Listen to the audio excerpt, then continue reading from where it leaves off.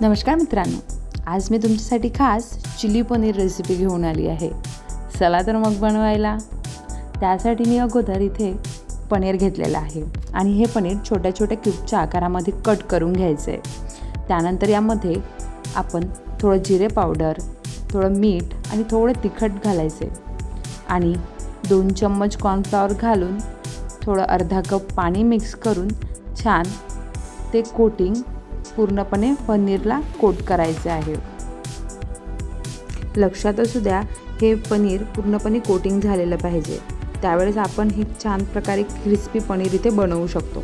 यानंतर आपण पनीर फ्राय करून घेऊया। त्यासाठी एका पॅनमध्ये तेल घेऊन छोटे छोटे पीसेस यामध्ये सोडूया आणि छान प्रकारे पनीर दोन्ही साईडनी फ्राय करून घेऊया। अशा प्रकारे फ्राय करून झाल्यावर थोडा ब्राऊन कलर आल्यावर आपण ते काढून घेऊया। आता आपण इथे चिली पनीरचा मसाला करून घेऊया।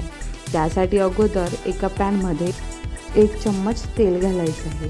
त्यामध्ये 1 चम्मच बारीक चिरलेला लसूण अद्रक घालायचं आहे। त्यानंतर क्यूबच्या आकारामध्ये कट केलेला कांदा आणि शिमला मिरची घालूया आणि छान प्रकारे परतून घ्यायचे आहे। थोडा कांदा आणि शिमला मिरची शिजल्यावर यामध्ये आपण सॉसेस घालून घेऊया। त्यासाठी मी 1 चम्मच red chilli sauce, green chilli sauce, soya sauce आणि टोमॅटो सॉस घातलेला आहे। थोडा तुम्ही चिली व्हिनेगरसुद्धा यामध्ये ॲड करू शकता आणि थोडं मीठ घालून ते मिक्स करून घेतलेलं आहे। यानंतर आपण यामध्ये फ्राय केलेले पनीर घालायचे आहे। हे पनीर आपण छान प्रकारे मिक्स करून घेऊया आणि त्यानंतर एका बाउलमध्ये 1 चमचा कॉर्नफ्लॉवर घेऊन त्यामध्ये अर्धा कप पाणी घालून छान पातळ अशी ग्रेव्ही तयार करायची आहे आणि ही ग्रेव्ही आपण यामध्ये ॲड करायची आहे आणि कंटिन्युअसली याला फिरवून घ्यायचं आहे।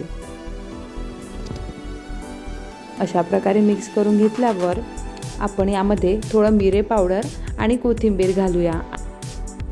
2-3 मिनिट आपण छान शिजवायला ठेवूया। छान गरम झाल्यानंतर आपण हे सर्व करूया आणि इथे तुमची एकदम restaurant style chilli paneer recipe तयार आहे। तुम्ही बघू शकता, माझ्या प्रत्येक व्हिडिओमध्ये मी खूप कमी तेलाचा वापर करते, जेणेकरून ते आपल्या आरोग्यासाठी सुद्धा खूप चांगलं असते। आणि तुम्हाला जर ही रेसिपी आवडली असेल तर नक्कीच घरी ट्राय करून बघा आणि माझ्या व्हिडिओला लाईक, शेअर आणि सबस्क्राईब करायला विसरू नका, जेणेकरून माझे प्रत्येक व्हिडिओज तुमच्यापर्यंत आरामात पोहोचेल।